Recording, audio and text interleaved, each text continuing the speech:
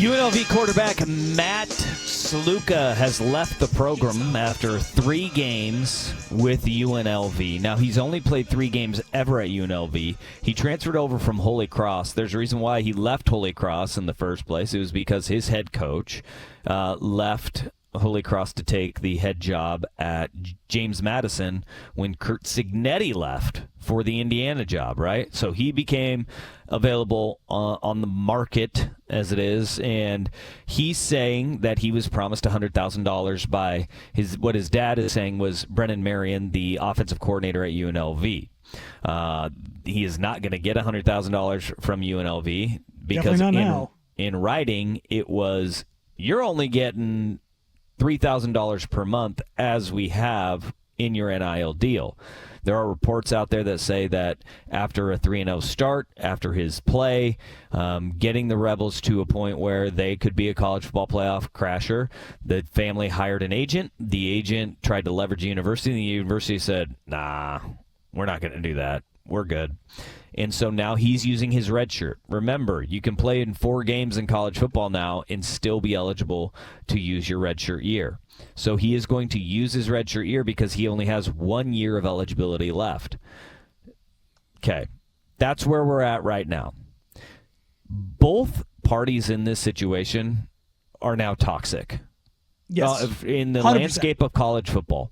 Because for Sluka, from Sluka's point of view, he is in a toxic standpoint because you can't be the guy who committed to a team, went and won a starting job, things started going really well for you and your team, and then you bail on them 3 games into the year because you want to get more money. Right? Yeah. Especially a guy who is completing only 43% of his passes. Now, he is a threat with his legs, and he is really exciting when he gets the ball and it takes off and starts running. But it's not like he's completing 70% of his passes. No, he's not lighting up. He's not lighting up the stat sheet through the air. So you have that aspect of it where Sluka is now going to be toxic to other programs because they're going to be like, who wants to deal with this? You're going to quit on your team over money. And look, you and I think we're both on the same page with this. Like we're all 4 kids going out and getting their money. Yes. But when you have that contract, you have to kind of abide by it. And if you go out there and you kick ass and you take names, then you reopen it after the season. That's how this works. You and I, we're in this business and we work on contracts. If our ratings spike for 2 years and we've got a 3-year deal, guess what? We've got to wait it out. Like that's how contracts work. But I think where the question is, though, is where what the contract was. What it didn't take. That's where the dispute is. Hold on. And there isn't a dispute there. There actually is no dispute there of what the contract, his NIL deal, actually was through the collective, which is how guys get their NIL money. That is not up for debate at this point, and even Sluka's party is saying that his agent, his dad, him, they're not saying that the written contract was not fulfilled. What they are saying, and this is where UNLV is in a toxic standpoint, and they're in a toxic situation, is that now you have the door is open for every single school that you are recruiting against to say, no matter what those coaches tell you, it means nothing. Brennan Marion told him $100,000. That got him to go to UNLV, according to Sluka. At that point, if you are telling a kid one thing and being like, no, man, we're good for it, and then it doesn't come to fruition, that in the NIL landscape is death sentence. I mean, it's a death sentence for UNLV. It's also because now you have coaches that aren't even on the same page, because Barry Odom has even come out and said didn't come from the head coach, so it doesn't mean anything. Nope, not going to fly in recruiting. The other token of this, and I'm not blaming the kid, but if you're promised $100,000 in the NIL and the collective, and they come to you with a contract that says $12,000, don't you have questions? You should say, where's the other 88? Yeah. Like that's a big discrepancy. And that should happen. If they say, oh, we'll take care of that later, look, it's scummy, but that's business. That's the breaks. That's what you have contracts for. Again, to your point, Dusty, the scumminess, the nature of, like, if that's how this went down, that is a big-time hit for UNLV, which we'll talk about here in a little bit, this is going to impact them because now they're front and center in a national scandal of sorts while they're trying to figure out what their conference home is going to be going forward. Mm-hmm. And that's not good, Bob. No, and look, is this going to decide anything? No, but you might have some, president or provost of the university is like, we can't have these guys in here. They're getting in a mess over $100,000, and like UNLV is supposed to have all this money and supposed to be up and coming, and like this is where they're at. Like, you know what I mean? There's a lot of perception stuff that goes along with this.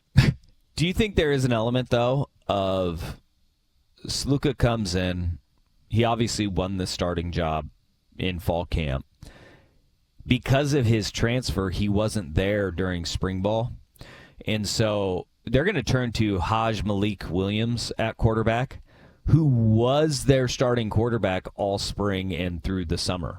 When Sluka won the job, it was in fall camp when he showed up. Do you think there is an element, though, of UNLV going, brother, you're not even completing half your passes? If the price of the brick went up and they're just like, whatever. We have a quarterback that can throw and run too. We have a guy who can not complete half the passes and still win games for us on his legs. I was going to say, but has this quarterback also led them to their first 3-0 record since what I think I saw 1984? That would be when Randall Cunningham was the quarterback. That's a long time. I mean, I didn't honestly, even know Cunningham went to UNLV. That's crazy. You didn't? No, I didn't know that. Yeah. Randall Cunningham. UNLV had a 10-year run where they were kicking butt and taking names with some interesting players in basketball and football. Yeah, Randall may have been gone by then. I don't know, man. I think he was on that roster though. And I think that was like when Kenny Mayne was there too. Yeah, Randall Cunningham was their starting quarterback, threw for nearly 3,000 yards that season, and Kenny Mayne was the backup quarterback and the punter. Wow. Hey, Mayne. Wow. Yeah. How about that? Icky Woods was on that team? Oh, goodness. Oh, get right the heck out. Yeah, that's what I'm saying. UNLV had a time period of about 10 years where they had some dudes on the football and basketball fields. Vancouver Ford text line. I think this is a really interesting and pretty accurate take as where we stand right now with the information we have. UNLV has the bigger stick and won this NIL game of chicken. Yep. Yeah. And that is it. And this is where I think having an NIL that is buttoned up and is well funded, this doesn't happen in the SEC or the Big Ten, right? I mean, we think of the guys where we've seen this before, right? The Florida situation where how's that gone for Florida? Florida is a laughingstock in college football right now because they promised a quarterback, $8 million. And they're in litigation over it. And they said, no, we call takebacks, no countsies on this thing. They're a joke in college football. Their coach is about to get fired because of it. Among many other things. UNLV, and so UNLV now is in a situation where it's very similar to the Florida situation where we all went, this is not good at all for anybody involved, where it's all to a lesser degree, right? The program is not nearly as prestigious as Florida. The quarterback is not nearly as prestigious. Who was the quarterback? He was at, goodness, didn't he transfer to Arizona State? Right? Isn't that where he went? Rashada? Yeah, Jaden Rashada. Jaden Rashada, yeah. Yeah. So it was Jaden Rashada who they went through everything with, and better quarterback, better program, same kind of deal that's going on right now, except for if the report is true that Sluka and his party came up to them after they start 3-0 and said, nope, we want more money. That is the worst fear of everybody that says NIL will be the death of college sports. And this is exactly why we need to just call it what it is, because this does fall under pay for play if you're coming back after the fact and saying, oh, by the way, because I've been playing so well, you need to pay me more. This is why we are careening down the path of pay to play. in college, and they will be employees. They will be on agreed contracts, so this kind of stuff doesn't happen. And there needs to be a clearinghouse for it, because I saw Trill Withers on Twitter. Scott Van Pelt retweeted it because I think it's pretty accurate. He goes, Trill said NIL's become like a drug deal gone wrong, because if you get ripped, like if you're in a drug deal and you get ripped off, who are you going to call? You going to call the cops? No, and that's the same thing here in the NIL. It's like you're putting it out there, you're airing your dirty laundry, but there's no one to call because there's no clearinghouse for this.